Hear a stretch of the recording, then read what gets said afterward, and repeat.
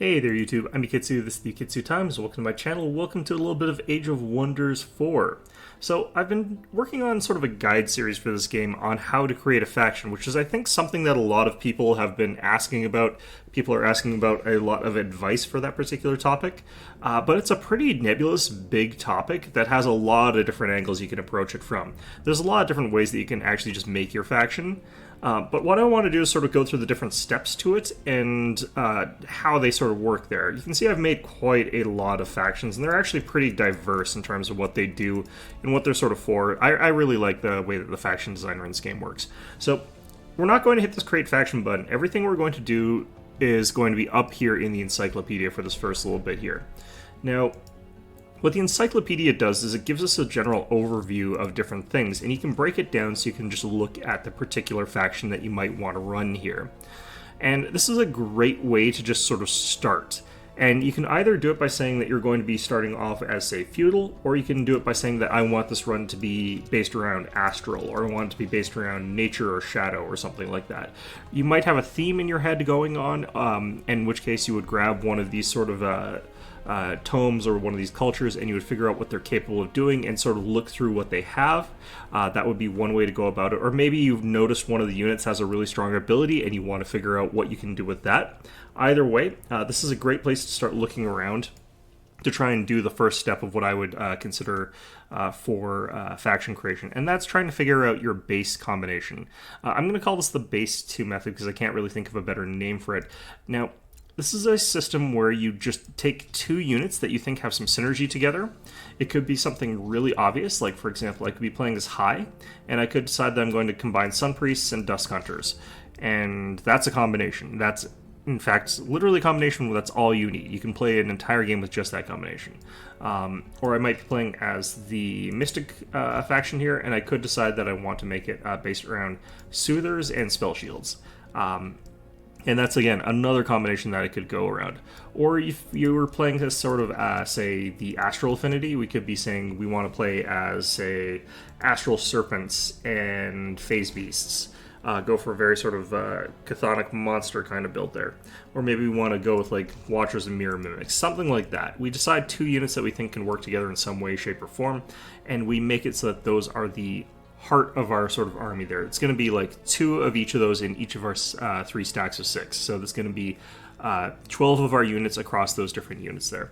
And we're going to take that composition and we're just going to like slam it into a quick test game.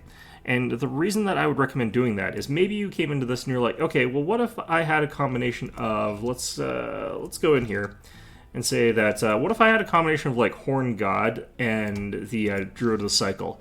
And those are going to be my main two units. I'm going to work those together because I think they've got some really interesting synergy and they fit my theme.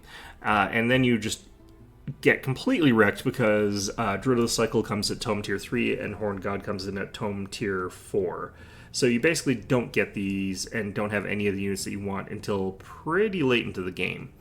So you'd find out that that's just not a viable combination at all, and you would have to sort of strip down the composition during the start and then try and work some stuff out. I would recommend not doing that for an early sort of a newer player sort of thing. I would recommend maybe considering that kind of combination once you sort of know the systems a little bit more in and out.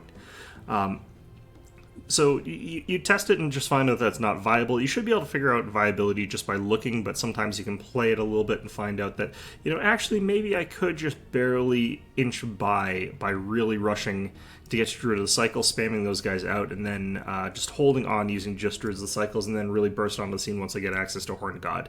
Maybe that's something you find out that you can do. I don't think that would be something you could do, but maybe it is. So you would go back to the drawing board and you try and find like a way to fit your theme or a way to fit your strategy that's going to let you sort of play this out in a way that's going to work functionally. And the other thing that you're testing for is whether or not your units are a viable combination there. Take an example here. I went through the Materium, the Industrial culture, and I played a sort of matchup of the Halberdier Steel Shaper. And the mentality behind that was the Halberdier has got the sort of charge resistance, it's got First Strike, it's got Retaliation, it's got Watchful. So that means that if these guys are just standing there getting hit, they can hit the enemy back a lot harder than you would expect them to be able to, because they get like their 2 retaliation attacks or 3 retaliation attacks against the enemy's 3 attacks, plus they're also piling on that rune of retaliation damage, so they can just stand their defense mode and dish out a whole bunch of damage. And if I'm going rune of retaliation, well, I actually want to take damage sustained, so I go with extra hit points wherever I can, but if I'm going to be doing that, I need these guys to be able to heal a lot. So you combine that with the support. Well, when I tested that, the Steel Shaper is not really both thematically what I wanted for that particular playthrough, and it's not a very good healer, actually. Strength from Steel is kind of meh at healing. It's got a lot of burst heal under certain circumstances, but you can easily find yourself in a situation where, because you haven't been able to keep your bolster defense stacks up because they keep getting dispelled by something, you end up with like no healing. So you want a non-conditional heal. So we went to the Order Affinity and found the Chaplain, and this was capable of really filling that role much better. It's much better as a healer. It fills in that bolstered resistance gap where I needed more bolstered resistance rather than bolstered armor. So this ended up being a much better unit. I tried that combination and found that there are certain combinations that really mess with this, make it very, very difficult for me to win. It was possible, but if I'm fighting against a lot of things like supports that are in the backline, especially ones that have very powerful abilities that I need to be able to shut down, like say I'm fighting a bunch of Lightbringers, and just have to be able to get something on top of them, or I have to be able to kill them with long-range attacks, well, my composition wasn't going to work against that, no matter how much resistance I had, because honestly, most of the time, Convert's not going to work on me, because I've got tons of status resistance. It's just, if you're throwing enough of those, it is going to hit me, and that is going to really, really suck. So that kind of thing, other things that throw out those kinds of status effects, things that just are pelting my supports from range, any of those are things that I would need to deal with this build, and was having trouble with it. So that testing brought me to the Astral Tome, which was thematic. This is the reason I chose this particular tome. There are other tomes I could have chosen. And I added in the Phase Beast. And that's because it's very fast, it's capable of passing through terrain, it's capable of using its phase ability to sort of teleport in behind the enemy there. So when you're doing the base 2 method, you're not just using only those 2 units, but they're going to form the core of your army. Whatever you're adding in after that is going to be to sort of fill in gaps of what that army does not achieve properly. Now, you might think that you always are going to be stronger if you add in an additional unit type, but that isn't always the case. In one run, I was focusing almost entirely on Glade Runners as the high culture. These are the strongest archers in the game in terms of sheer damage amounts, thanks to Tracker's Mark being extremely strong. These guys are capable of outputting really, really ridiculous damage. I paired them as the high culture with the basic support unit, which is really, really good. And that's all I needed.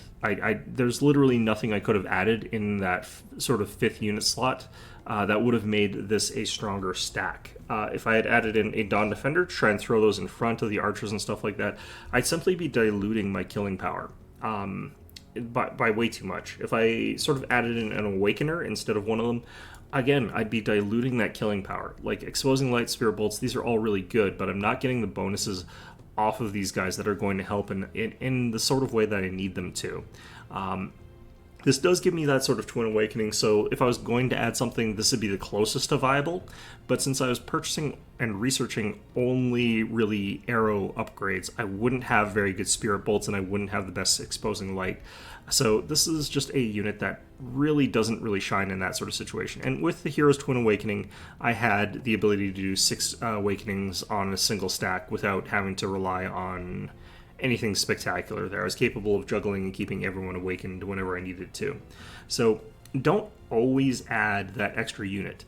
Wherever possible, if you are capable of just winning with 2 units, plus your heroes, they don't really count, you might be actually better off just sticking to those 2 units rather than adding in more.